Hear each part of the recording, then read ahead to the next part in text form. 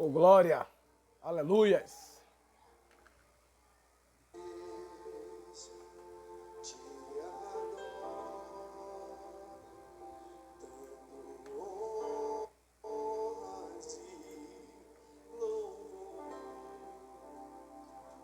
Te adorar, pra te exaltar, diante do teu altar, diante do teu altar. O teu altar tem fogo, o teu altar tem glória, os anjos cantam santo, e a tua igreja adora. O teu altar tem fogo, o teu altar tem glória, os anjos cantam santo, e a tua igreja adora. Diante do teu altar, diante do teu altar, eu vou te adorar. Diante do teu altar, diante do teu altar, Diante do teu altar, eu vou te adorar. Recebe, Senhor, agora, me envolve com tua glória. Recebe o louvor, eu vou te adorar. Diante do teu altar, diante do teu altar, diante do teu altar, eu vou te adorar. Diante do teu altar, diante do teu altar, diante do teu altar, eu vou te adorar. santo. Santo, santo, santo, santo, santo, santo.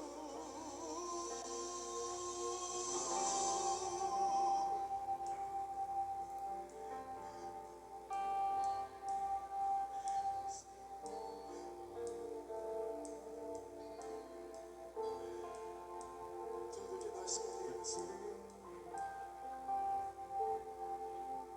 é que o Senhor nos leve a um nível de adoração em que nós não possamos mais, Senhor,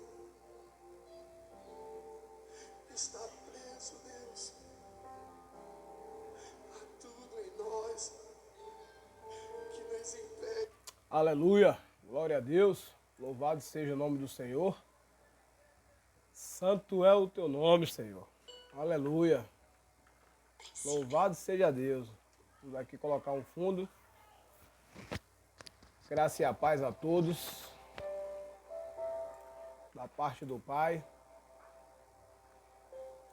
Gostaria de trazer uma reflexão aqui breve.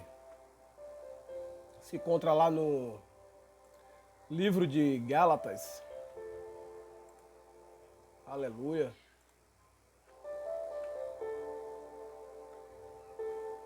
Livro de Gálatas, capítulo 1. No verso 7, que diz assim, ó. O qual não é outro.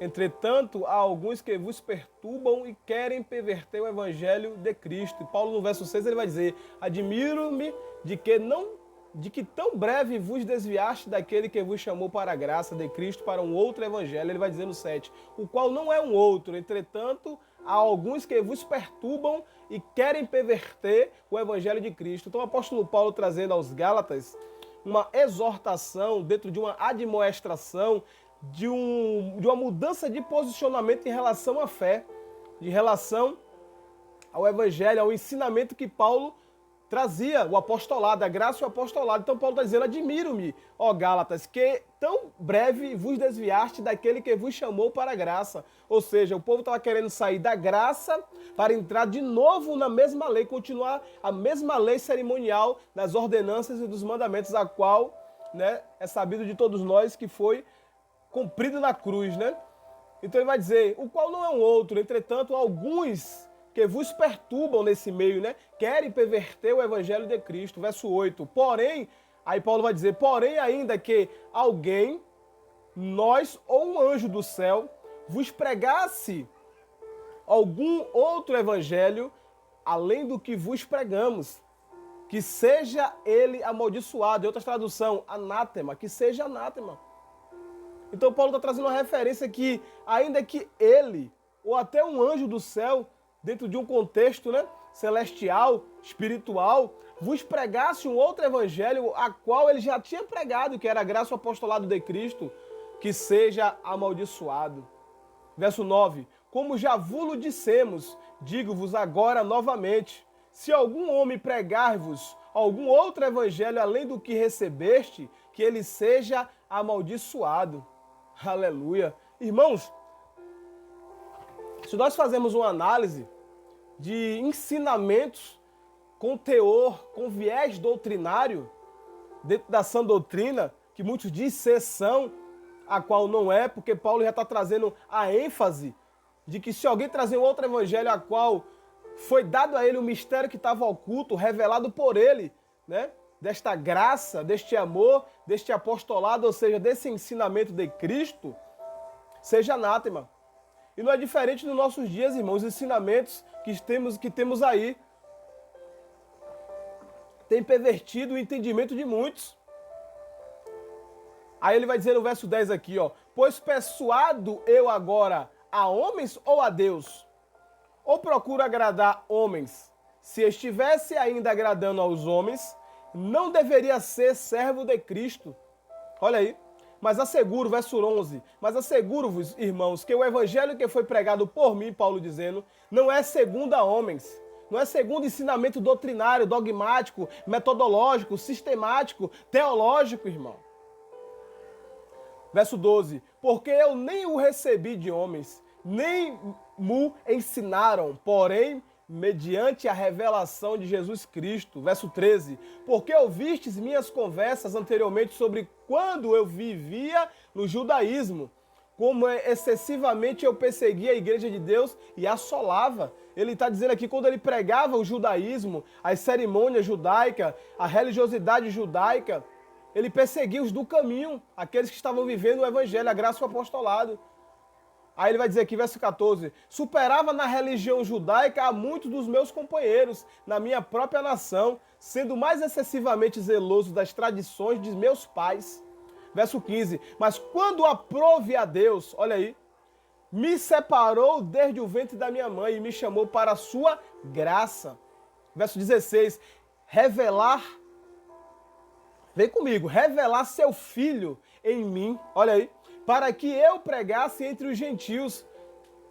Imediatamente não consultei carne e sangue, olha aí, nem subi a Jerusalém para os que eram apóstolos antes de mim, mas parti para a Arábia e outra vez retornei a Damasco. Verso 18. Então, depois de 3 anos, subi a Jerusalém para ver Pedro e permaneci com ele por 15 dias. Verso 19. Mas dos outros apóstolos não vi nenhum, exceto Tiago, irmão do Senhor. Ora, acerca das coisas que vos escrevo, digo perante Deus que não minto. Olha aí. Depois eu vim para as regiões da Síria e da Cilícia. Era, porém, desconhecido à vista das igrejas da Judéia, que estava em Cristo.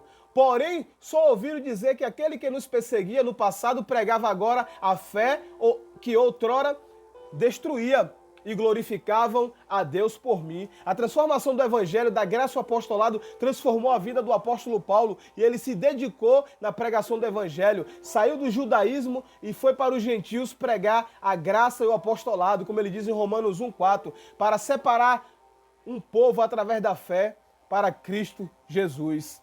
Então, irmão, vamos ficar atentos aos ensinamentos, aos dogmas, às cerimônias e vamos ficar na graça e no apostolado do nosso Senhor Jesus Cristo. Amém? Que Deus em Cristo continue abençoando, que a luz do Evangelho resplandeça sobre a sua casa, sobre a sua família, sobre a sua mentalidade, nos transformando segundo a imagem de Cristo. Um forte